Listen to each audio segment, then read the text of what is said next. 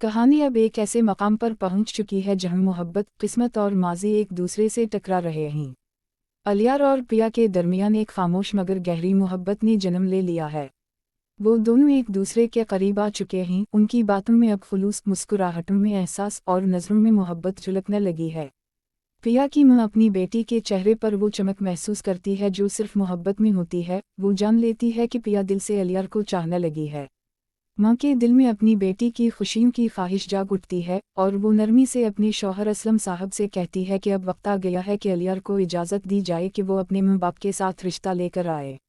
दूसरी तरफ अलियार भी खुशी से भरपूर अपने वालिद सेठ दाऊद और वालिदा को सब कुछ बताता है।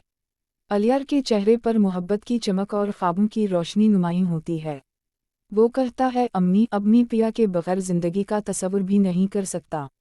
सेठ दाऊद अपने बेटे की बात सुनकर खामोश तो रहते ही मगर दिल ही दिल में खुश होते हैं कि उनका बेटा अब जिंदगी के एक नए मरहले में कदम रखने वाला है। वो फैसला करते हैं कि कल ही पिया के घर जाएंगे रिश्ता लेकर।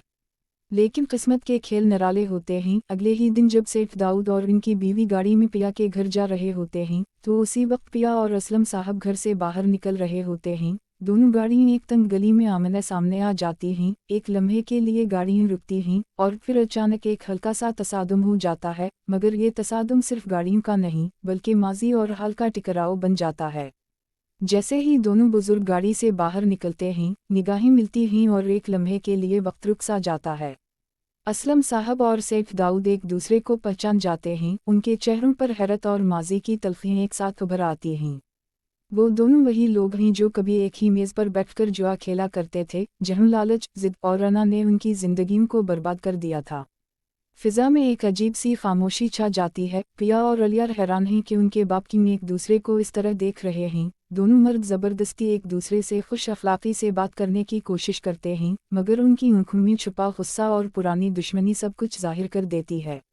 असलम साहब की पेशानी पर बल आ जाते हैं। सेठ दाऊद के चेहरे पर सख्ती और बेचैनी नुमायां होती है। आखिरकार असलम साहब खामोशी तोड़ते हैं और सर्द लहजे में कहते हैं, पिया चलो बेटा, देर हो रही है।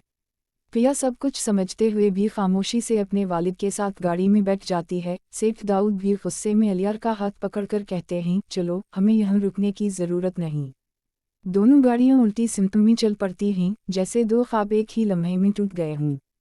रास्ते में पिया खामोश है, इसकी आंखों में आंसू चमक रहे हैं। अलियार का दिल बोझल है। वो खिड़की से बाहर देखता है जैसे उम्मीद की आखिरी किरण भी कहीं दूर जा चुकी हो। दोनों के दिल एक दूसरे के लिए धड़कते तो हैं, मगर अब इनके दरमियान उनके वालिदैन का माजी एक बड़ी दीवार बन चुका है।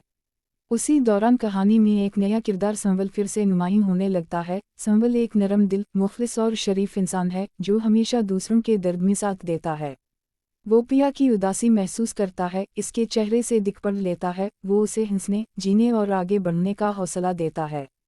आहिस्ता आहिस्ता पिया और संवल के दरमियान एक नई दोस्ती का आगाज होता है। ये दोस्ती साफ, मासूम और सच्ची लगाव पर मबनी है, मगर कहीं ना कहीं इसके पीछे पिया के दिल का दर्द भी छुपा है।